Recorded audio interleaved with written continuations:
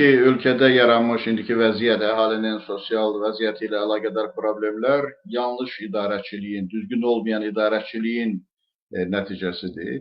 Müharibə nə qədər bahalı bir iş olsa da, müharibədə çox küllü miqdarda vəsait xərclənsə də, hər halda Azərbaycanın kifayət qədər gəlirləri var ki, əhalinin sosial təminatı ilə məşğul ola bilsin.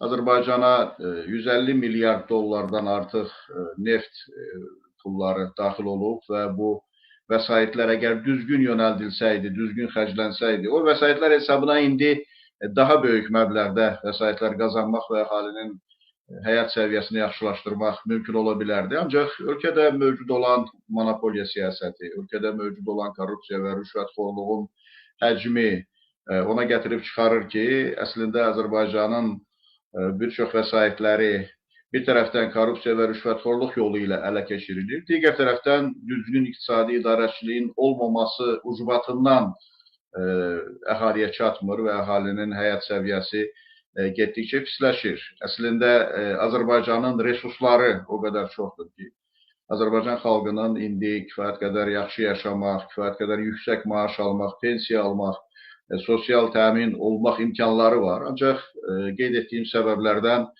bu baş tutmur. Eyni zamanda Azərbaycanın çox zəhmətkeş bir xalqı var, əhalisi var. Əhalimiz daim çalışır ki, öz həyatını, övladlarının, yaxınlarının həyatını yaxşılaşdırsın. Bunun üçün gecə-gündüz çalışır, gecə-gündüz işləyir. Ancaq rüşvətxorluq səbəbindən, idarəçilikdə, xüsusilə gömrükdə, vergidə olan rüşvətxorluq, eyni zamanda cəmiyyətdə kadr siyasətindəki əyintilər, o cümlədən iqtisadi sahənin ayrı-ayrı adamların əlində cəmlənməsi ona gətirib çıxarır ki, ölkədə iqtisadi inkişaf baş vermir və bunun nəticəsində də Azərbaycan əhalisi hətta postsovet məkanında əhalinin yaşayış səviyyəsinə görə ən geridə olan mövqelərdən birindədir. Azərbaycanda pensiya yaşı demək olar ki, postsovet məkanında, yəni keçmiş SSR respublikaları arasında ən yüksəkdir. Ancaq pensiyaların həcmi demək olar ki, ən aşağıdır, ən azdır. Hətta deyək ki, iqtisadi resursları olmayan, çox böyük problemlər içində yaşayan Ermənistanda maaşların, pensiyaların Azərbaycandan qat-qat üstün olması çox ciddi suallar yaradır. Təbii ki, Azərbaycan hakimiyyəti bu məsələləri düşünməlidir və məsələlər üzərində hansısa qərarlar qəbul etməlidir. Ancaq 44 günlük müharibədən sonra da Azərbaycanda korrupsiya və rüşvətxorluq siyasətinə son qoyulmadı.